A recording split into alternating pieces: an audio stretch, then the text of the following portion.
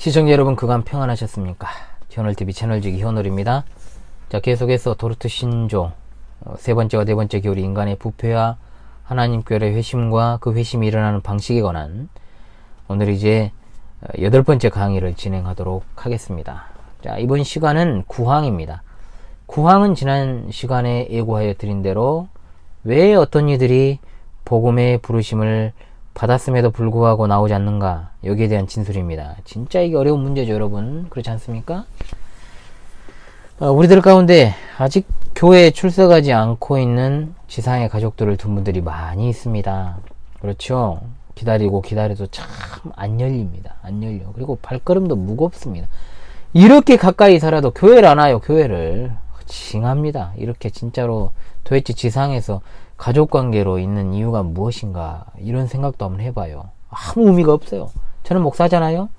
목사가 아니었더라도 복음이 이끌어가는 삶, 그리고 하나님만의 삶의 목적인데 그것도 되지 않고 함께 할 수 있는 것이 하나도 없다면 도대체 지상의 어떤 가족관계라는 것이 무슨 의미가 있나. 그냥 명절 때나 보는 관계가 뭐 다니까 안 봐도 그만이죠, 사실. 안 그렇습니까?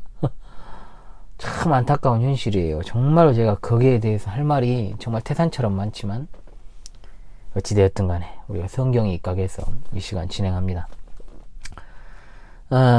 두 번째 교리에서 공부를 이제 했다 그랬습니다. 자, 5항과 6항이 이제 계속해서 그런 내용인데요. 자, 그 부분을 다시금 한번 상고를 하면서 여러분, 요지는 이래요. 자, 9항의 요지입니다. 첫째로 복음 사역을 통해 부르심을 받은 많은 사람들이 하나님께로 나와 회심하기를 거부하는 건 하나님 잘못 아니고 분명 사람들에게 있다는 겁니다. 그렇죠? 그리고 이제 두 번째, 부르심을 받은 사람 중 어떤 이들은 자기가 당할 위험은 생각하지 않고 생명의 말씀 거부하고, 어떤 이들은 말씀을 받기는 받되 그 말씀이 지속적으로 심겨지지 않기 때문에 일시적으로 나오는 기쁨은 곧 사라져버리고 또 배반하고 떠나고, 또 어떤 이들은 세상의 염려, 즐거움의 가시떨기가 그 씨앗의 기운을 막아서 결실하지 못하게 해버린다. 자, 이것에 대해서 주님께서 토양의 비유를 통해, 보통 씨 뿌리는 자의 비유라고 불리우는 이 토양의 비유를 통해 잘 알려주셨지 않습니까? 자, 앞선 항을 통해서 우리가 알게 되는 것, 8항을 통해 알게 되는 건 진짜로 복음 증거가 얼마나 중요한가, 이것에 관한 것입니다. 자, 그러나 동시에 정말로 응답하는 자가 많지 않다. 듣는다고 해서 다 응답하는 것도 아니라는 거죠. 그렇죠? 근데 듣는 자리에도 없으니까 정말 답답한 노릇이죠. 교회라도 나와야지. 응?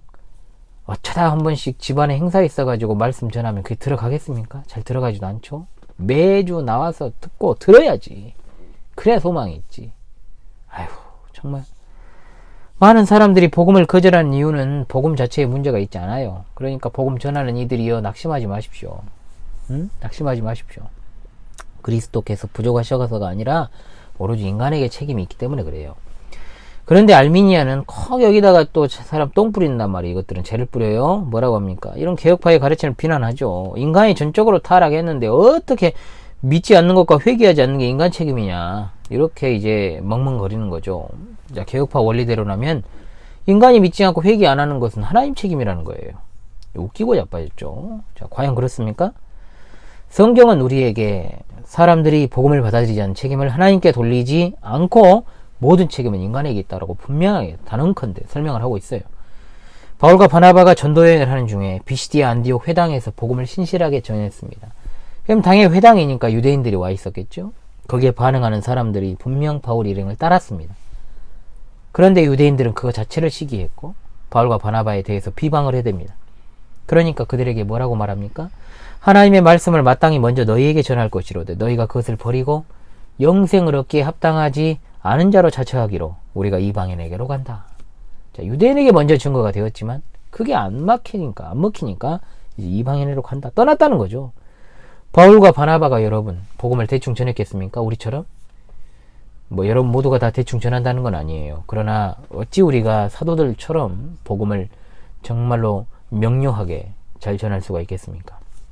그러나 그렇게 해야 되는 것이 또 우리의 소임이고 사명이죠.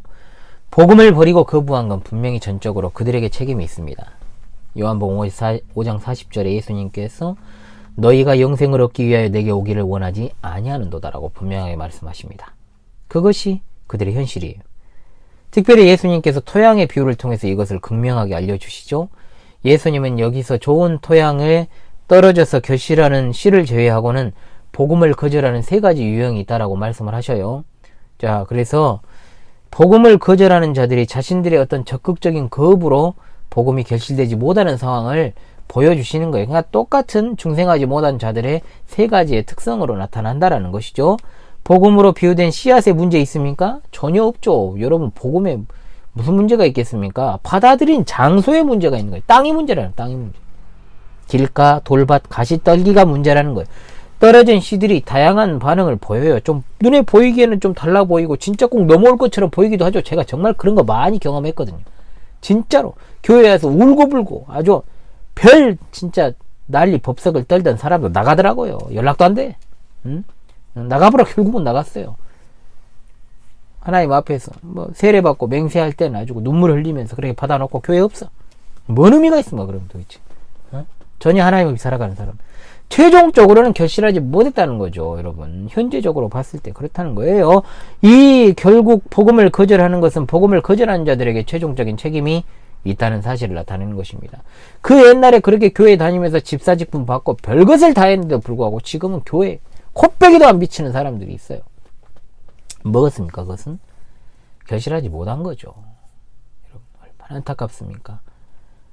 그냥 교회 다니는 것이 전부가 아님에도 불구하고 이제 교회 자체도 안 오니까 정말 그것이 답답한 일인 것이죠.